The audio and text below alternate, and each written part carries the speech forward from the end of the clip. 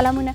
جمهوریت ریاست وایي د نن ورځې په پای کې به تر دا مهاله د ټولو آزاد شوو طالب بندیانو د شمېر او پاتې بندیانو د برخلیک په اړه پریکړه اعلان کړي، خو د طالبانو لخوا د ټولو امنیتي سرتیرو آزادول هم ورته لومړیتوب لري. هند په افغانستان کې 400 پراختیايي پروژې بشپړې کړي. په کابل کې د هند سفیر ویني کومار نن له افغان چارواکو سره د 2.5 میلیونه ډالرو په ارزښت د 5 نورو رغنیزو پروژو د تړون د لاسلیک پر مهال له افغانستان سره د هند د ملاتړ په اړه ډاډ ورکړ. د امریکا متحده ایالاتو دفاع وزارت په افغانستان کې د ترافیکي پیښې له امله د خپل یو سرتیري د وژل کېدو خبر ورکړی دی. د امریکا او طالبانو ترمنځ تر توافق وروسته په امریکایي ځواکونو بریدونه نه دي شوي. افغانستان څخه د دوهم ځل لپاره تاجکستان ته د غنمو تریشرې صادر شوي. ننګرهار کې د جاوید افغان فابریکې مسؤلین وایي تر دې وړاندې هم د غنمو 12 تریشرې دغه هیواد ته لیږلې وي، او د کرنې او مالدارۍ وزارت وایي روان کال به د بادغیس د پستې حاصلاتو کې 2 برابره زیاتوالی راشي.